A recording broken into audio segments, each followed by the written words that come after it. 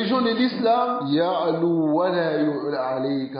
Allah subhanahu wa ta'ala, il nous a ordonné de nous cramponner à cette religion et de mettre en pratique ses jugements. Et d'imiter le messager d'Allah sallallahu alayhi wa sallam. Et nous a interdit de chercher la guidance dans une autre religion, ni dans les coutumes des mécréants, ni dans les croyances erronées, car notre religion suffit. Allah subhanahu wa ta'ala nous dit dans son Coran, ittabi'u ma unzila ilaykum min rabbikum. Suivez ce qui vous a été révélé venant de votre Seigneur, wa la tattabi'u min dunihi awliya. Et ne suivez pas en dehors d'Allah des alliés, c'est-à-dire d'autres religions, d'autres croyances et d'autres personnes. Et peu d'entre eux se rappellent. Allah subhanahu wa ta'ala nahana an tashabbuhi bi a'da'ina, nos ennemis et les ennemis d'Allah subhanahu wa ta'ala qui sont les kuffars wal munafiqin. Innal muslim, le musulman, yajibu alayhi, il est obligatoire d'être fier de sa religion. Lever la tête avec sa religion. Partout où il se trouve, il ne doit pas craindre le blâme d'un blâmeur, car Allah le dit dans le Coran,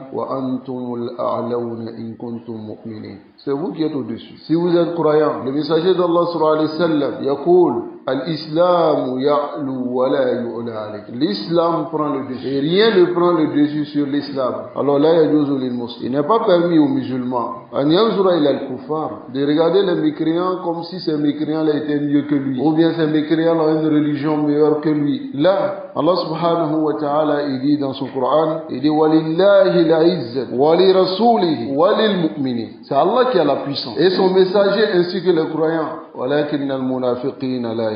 Mais les hypocrites ne savent pas. Les mécréants, c'est ceux-là que Allah subhanahu wa ta'ala les a rabaissés. Allah dit celui qu'Allah rabaisse, qui peut l'anoblir? Voilà pourquoi dans les hadiths, le messager d'Allah sallallahu alayhi wa sallam, il dit, lorsque vous rencontrez les kuffars sur la route, vous êtes dans un pays musulman, contraignez-les à côté. Il faut qu'ils soient à côté pour que les musulmans passent.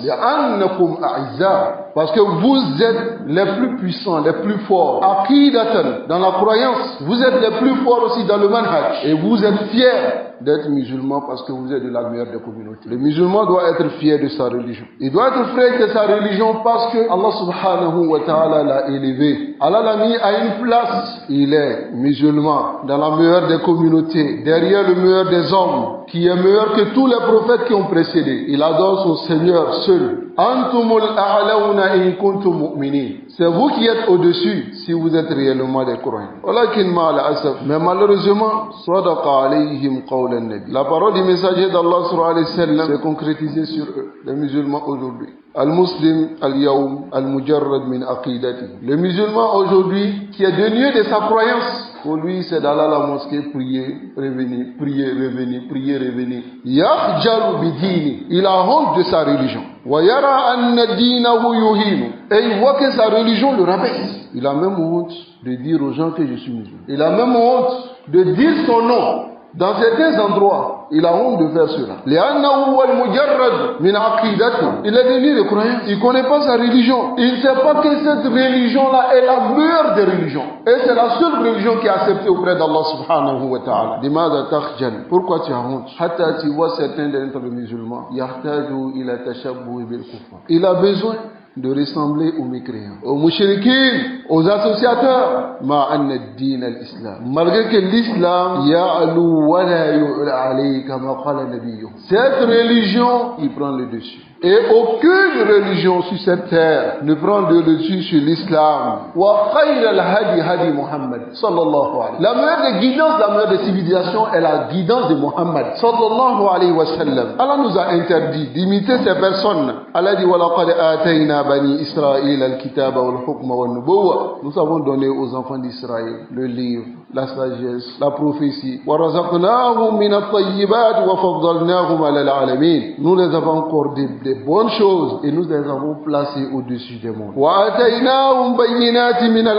Et nous les avons donné nos signes qui sont les versets, les preuves.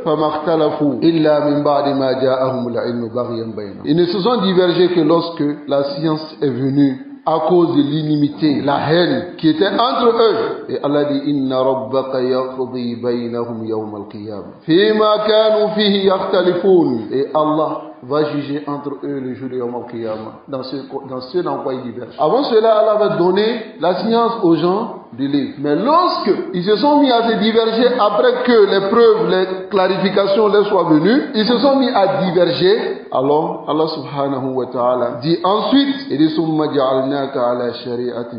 ensuite nous t'avons donné cette charia, la charia de l'islam. C'est après les divergences de ces gens, l'altération de ces gens, la déformation de ces gens. C'est après cela que Allah a donné cette charia à Muhammad sallallahu alayhi wa sallam et lui a dit fattabi'ah. Suis cette charia. Wa la tattabi' ahwa alladhina la ya'lamun. Et ne suis pas les passions des gens du livre, les passions des mouchriquines, les passions des égarés. Ne suis pas leurs passions. Mais regardez les musulmans aujourd'hui. Yadrukuna dinahum. Ils laissent leur religion, la meilleure des religions, et ils se mettent à suivre qui? Ceux que Allah subhanahu wa ta'ala les a interdit de suivre. Ceux que le messager d'Allah sallallahu alayhi wa sallam les a interdit de suivre. Allah demande à son messager aussi de ne pas les suivre. C'est ceux-là qui y suivent. Nasallallahu alayhi wa sallam.